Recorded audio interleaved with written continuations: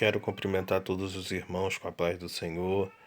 Vamos dar início à nossa última aula aqui do Seminário de Ambientação ao Novo Testamento, porque nessa aula eu vou sintetizar brevemente como a religião judaica se encontrou no Novo Testamento e também como era um pouco da vida dos judeus lá no período do Novo Testamento. Então vamos lá.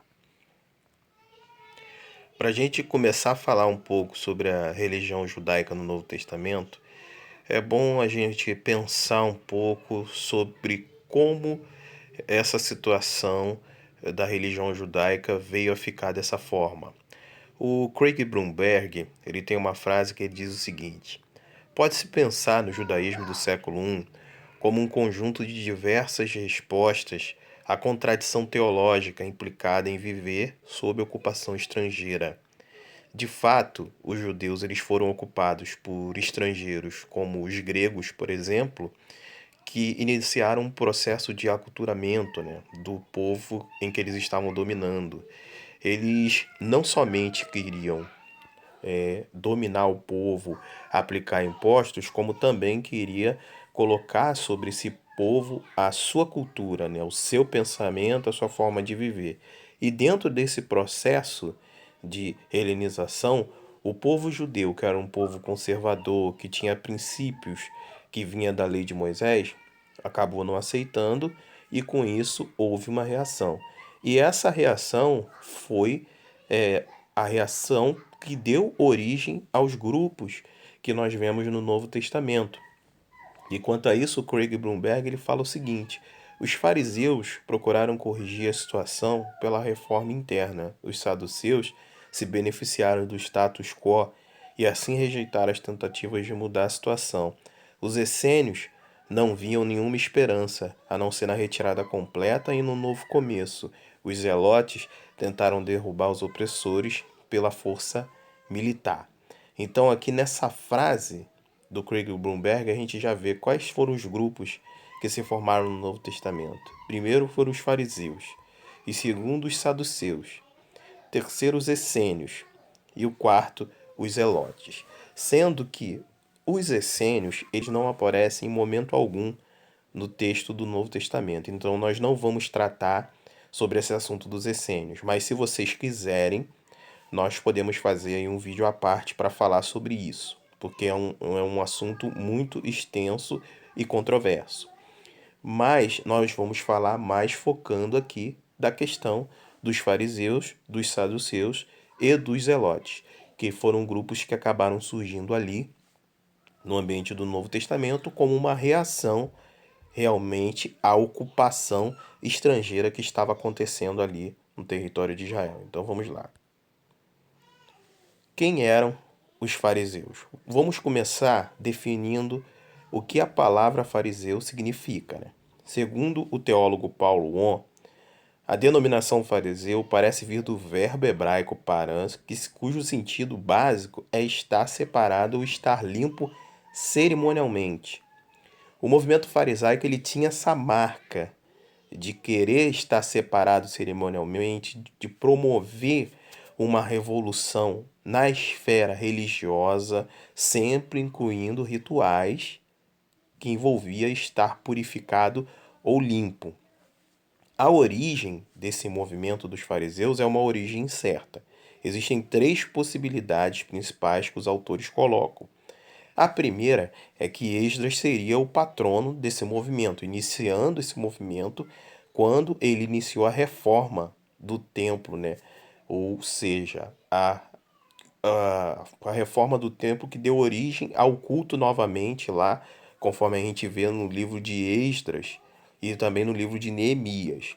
A outra visão é a que Flávio Josefo teria sugerido, que o movimento fariseu surgiu durante o governo Asmoneu, como oposição àquele reinado de sacerdotes que se levantou na dinastia Asmoneia.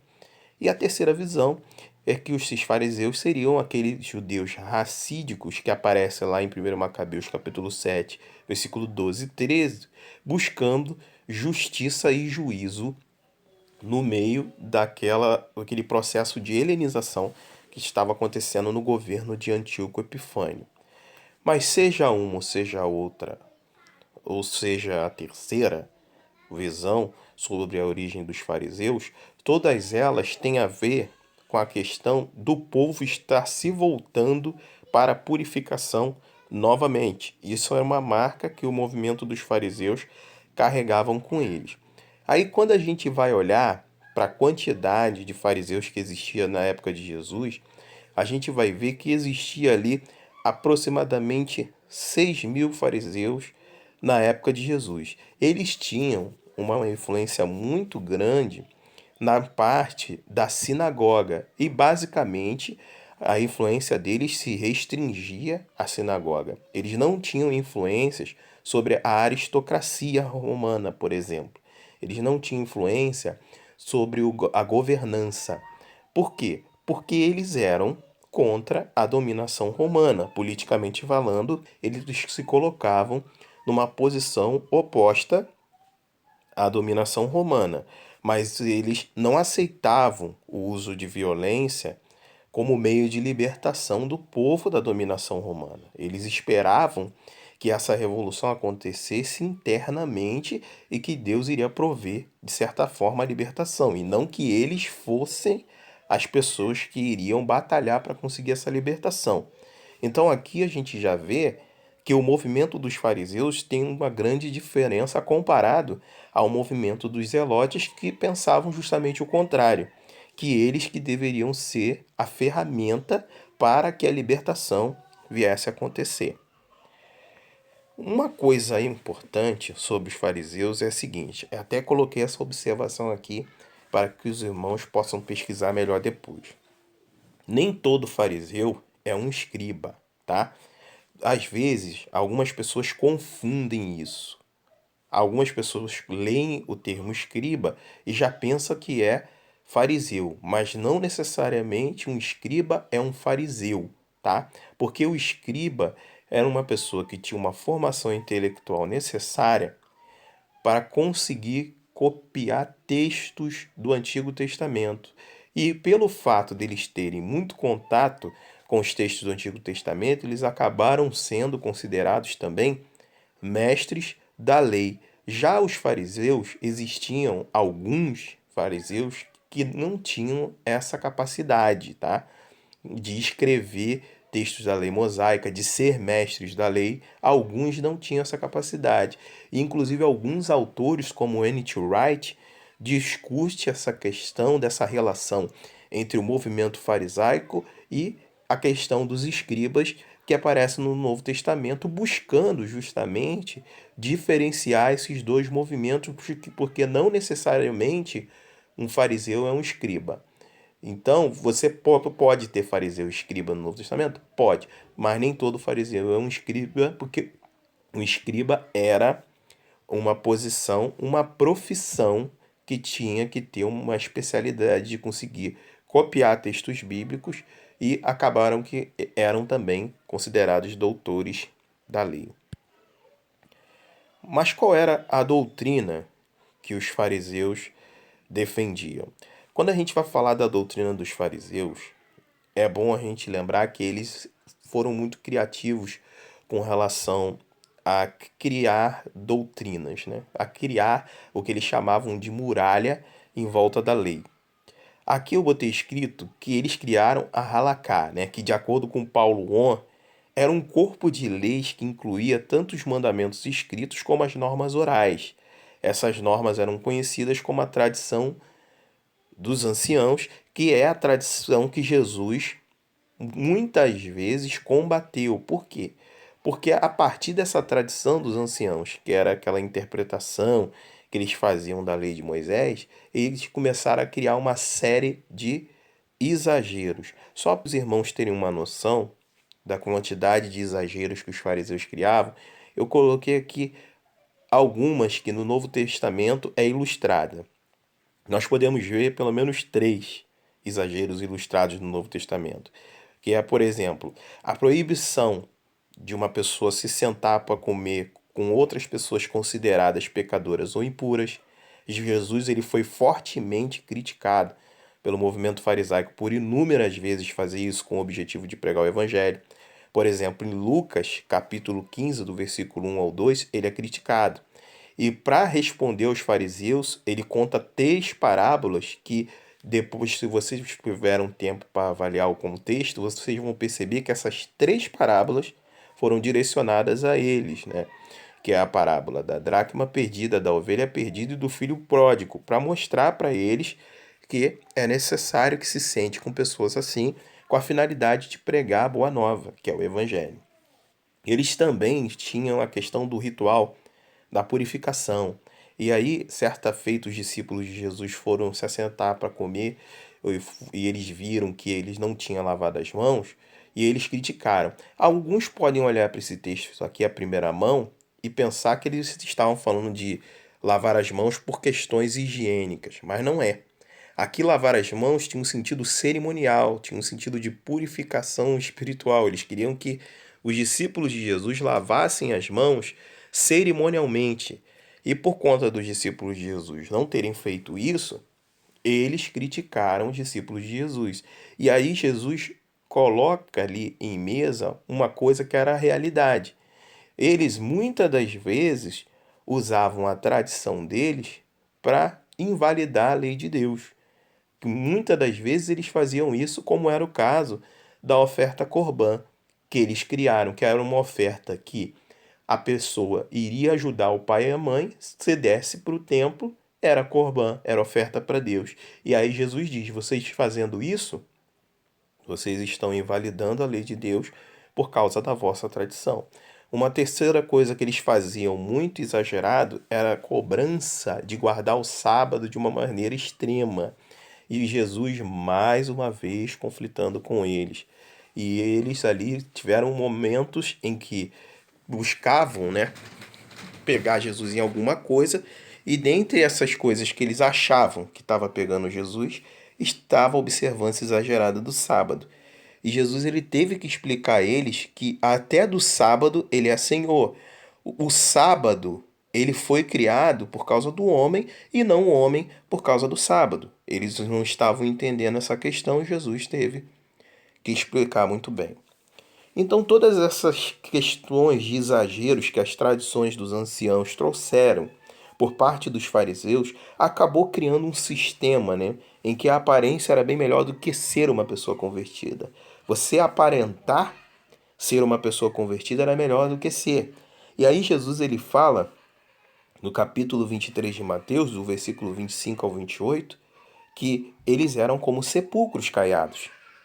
Ou seja, eles eram como um sepulcro pintado, bem adornado, mas só que por dentro só tinha podridão e morte. Então, baseado na aparência sendo melhor do que ser, acabou vindo, obviamente, a conveniência. Jesus diz em Mateus capítulo 23 e versículo 24 que eles coavam um mosquito e engoliam um camelo. Muitas vezes, por conveniência, eles aceitavam que certas coisas absurdas passassem e outras que não tinham nada a ver, eles criticavam, queriam condenar.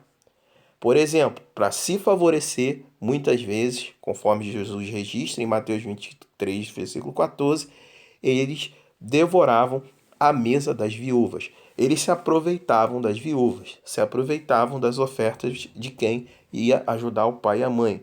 Então, eles acabaram se tornando um grupo de hipócritas, que Jesus precisou confrontá-los por muitas vezes dentro dos evangelhos. Mas esse grupo ele veio ao fim no ano 70 depois de Cristo, com a destruição do Templo de Jerusalém. Eles também não sobreviveram. Os saduceus são um grupo um pouco distinto dos fariseus com relação a algumas coisas. A origem dos saduceus já não é uma origem muito discutida. Todo mundo acredita que esse nome saduceu vem do sacerdote Zadok e que provavelmente eles eram originários desse sacerdote, tá? Eles faziam parte da aristocracia judaica, eles tinham acesso direto ao templo, controlavam, administravam, tá?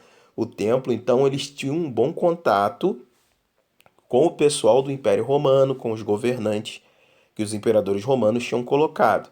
E eles eram pessoas muito corruptas. E por conta disso, acabaram trazendo para dentro do templo um esquema de cambistas, conforme a gente vê registrado lá em Marcos capítulo 11, versículo 15 ao 18, em que Jesus chega e condena aquele esquema, vira as mesas e expulsa aquelas pessoas dizendo que a casa de Deus é casa de oração e não casa de comércio, por causa daquele esquema de cambistas que eles tinham montado lá dentro do templo.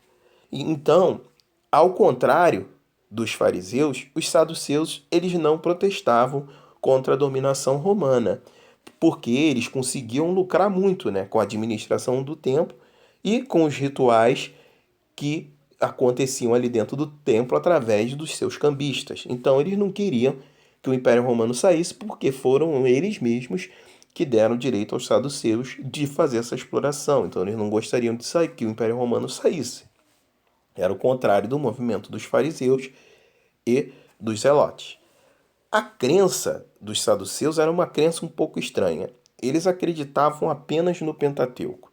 Eles não acreditavam nos profetas e nem nos salmos e nem em provérbios. Eles acreditavam apenas no Pentateuco. E com isso veio algumas descrenças que eles tinham que acabou sendo confrontativas com relação a Jesus e também aos próprios fariseus. Conforme está registrado em Atos, capítulo 23, versículo número 8, eles não acreditavam na ressurreição dos mortos, e nem nos anjos e nem em demônios. Eles não acreditavam em nada com relação a essa esfera espiritual e imaterial dos seres, e por conta disso, eles confrontavam muitas vezes com Jesus, com os apóstolos e com os próprios fariseus. Esse grupo dos saduceus, apesar de eles serem um grupo que favorecia a dominação romana, também não conseguiram sobreviver à queda de Jerusalém no ano 70. Também veio a extinção. Os zelotes foram um grupo que esperavam repetir o milagre dos macabeus contra os romanos, né? Aquele milagre que os macabeus conseguiram sob comando de Judas Macabeu contra os Seleucidas de conseguir a dominação novamente de Israel, era o que os zelotes esperavam que fosse acontecer com relação aos romanos. Então eles eram pessoas que estavam se organizando, se preparando, só viviam armados, pronto para fazer uma rebelião contra o Império Romano. No Novo Testamento a gente vê que aparece alguns movimentos zelotes, tá, que se levantaram naquela situação, mas só que esses movimentos zelotes que se levantaram não conseguiram ter sucesso, foram todos abafados pelo Império Romano, como por exemplo o movimento zelote liderado por Teudas e o outro liderado por Judas, conforme está registrado em Atos capítulo 5, do versículo 36 ao 37. Jesus provavelmente convocou um de seus discípulos para serem apóstolos, que era um zelote. Lá em Lucas capítulo 6, versículo 15, você vai ver registrado que ele chamou um homem chamado Simão o Zelote. Existe um debate se esse zelote era uma pessoa que tinha apenas zelo pela religião judaica ou se era uma pessoa que de fato pertencia ao movimento dos zelotes. Mas é mais provável que ele de fato pertencesse ao movimento dos zelotes. Para você ver como é que Jesus ele tinha ali uma lista de apóstolos muito distinta e diferentes de pensamentos, né? No mesmo grupo ele tinha um zelote, que era contra a dominação romana, e tinha um publicano, que era totalmente a favor da dominação romana, no caso, né, até então, com a cobrança de impostos, né? E alguns poderiam olhar para essa lista e pensar, né, como é que isso vai dar certo? Mas Deus, ele tem as suas maneiras de operar. E quando a gente está falando de zelote, a gente pensa, né? Será que Pedro era um zelote? Porque o relato de João, no capítulo 18, do versículo 10 ao 11, conta que Pedro ele cortou a orelha de Malco. Aí está escrito Nauco, irmãos, eu peço até perdão, mas é Malco, né? Quando os soldados romanos vieram capturar Jesus. E Jesus repreende ali Pedro e coloca a orelha de volta de Malco no lugar, no milagre, né? O fato de Pedro andar armado com uma espada para baixo e para cima levanta a suspeita que Pedro era um zelote que estava aguardando um momento para iniciar uma revolução. Mas quando a gente olha para o texto bíblico, a gente percebe o seguinte, que quando Jesus foi preso, ao invés de Pedro iniciar uma revolução, ele foge naquele momento e acaba negando Jesus 3 vezes. A ação de Pedro depois da morte de Jesus em não tentar levantar uma rebelião, meio que mostra que ele não era um zelote. Ele provavelmente não era, mas há quem acredita que Pedro era um zelote por conta somente dele estar armado. Mas as atitudes dele depois não foi uma atitude de alguém que era zelote. Como é que era a vida dos judeus no Novo Testamento? Bom, vamos lá. A casa dos pobres era uma casa que só tinha 2 andares e era de apenas um quarto. Esse quarto não tinha divisões dentro da casa, né? Ele tinha 2 andares, mas ele não tinha divisões. E tinha apenas uma janela e um chão batido, tá? Quando a gente vai olhar para aquela parábola da dracma perdida, que está lá em Lucas capítulo 15, você vai ver que a mulher, para procurar a dracma, teve que acender a candeia. Por quê? Porque as casas naquele período eram escuras, só tinha apenas uma janela e o chão era batido. Então, para ela conseguir enxergar onde a dracma estava, ele precisava de mais iluminação. Então ela acende a candeia e começa a varrer o chão, porque o chão era batido e podia ser que a dracma estivesse escondida por debaixo da terra. A casa naquela época era uma casa muito simples e eles não tinham esgoto. Já a casa dos ricos eram casas com inúmeros quartos, com pátios, acesso à água quente, água fria e ainda por cima tinha escoamento para esgoto. Os judeus, eles normalmente se alimentavam 2 vezes por dia, tá? Sendo que o vinho, o azeite, o mel e o sal era a base de toda a alimentação que os judeus tinham. O vinho era preferido muitas vezes ao invés da água, porque a água ela podia estar contaminada com alguma bactéria, fazendo com que eles viessem a passar mal. O azeite era muito utilizado para a produção de bolos, de pães. O mel era utilizado para adoçar as coisas que eles tinham. E o sal era usado tanto para temperar quanto para conservar os alimentos. Os homens, normalmente, eles se vestiam com uma túnica, uma capa, uma sandália, um cinto e uma roupa íntima. Já as mulheres se vestiam com túnicas mais coloridas e tinham um chale também, né? Cobrindo o seu rosto, mas não o rosto todo. Cobria apenas o cabelo e parte do pescoço, tá? As mulheres que tinham mais condições, elas usavam joias, usavam perfumes e usavam cosméticos. As que não tinham ficavam sem nada mesmo. A divisão social naquela época era muito complicada. Mais de 50% da riqueza da população estava na mão de 2% dela, que eram os imperadores e os seus governantes, que estavam ali lado a lado com eles. E esses eram considerados os ricos, que preenchiam a divisão de classes daquele período, que era basicamente 4. Existiam os ricos, existiam a classe média, os pobres e os miseráveis. Os ricos eram aqueles que possuíam quase toda a riqueza, como foi falado. Os classe média eram aqueles que eram empresários, eram os sacerdotes, sumos sacerdotes, eram aqueles que tinham como ter uma reserva ainda, por mais que não fossem ricos. Existiam os pobres, que eram aqueles que trabalhavam para esses, que tinham classe média e não tinham condições de juntar nada, só tinham condições apenas de viver, de se alimentar. E tinha os miseráveis, que nem isso tinha condições. Eles não tinham condições nem de se alimentar e dependiam totalmente da misericórdia e da compaixão das outras pessoas. A carga tributária naquele período era extremamente pesada. Estima-se que cerca de 50% dos ganhos de um judeu ou mais era para pagar impostos. Aí, quando eu digo impostos, eu me refiro tanto aos impostos romanos quanto aos impostos com relação ao templo dos judeus, tá? Então, pessoal, eu sei que foi bem rápido esse negócio que eu falei aqui agora, mas eu espero que vocês tenham aproveitado aí o que foi falado até aqui e espero que vocês tenham a oportunidade e o desejo de se aprofundar mais nesse assunto, para poder entender mais sobre o Novo Testamento. Peguem a bibliografia que eu sugeri, tentem adquiri-la, que vocês vão, com toda certeza, se aprofundar muito mais, tá? Que Deus os abençoe. Logo mais, vou colocar a prova para vocês respondem essa prova e devolvem para mim, tá bom? E coloca o seu nome para que nós possamos emitir o seu certificado. Que Deus a todos abençoe, em nome de Jesus.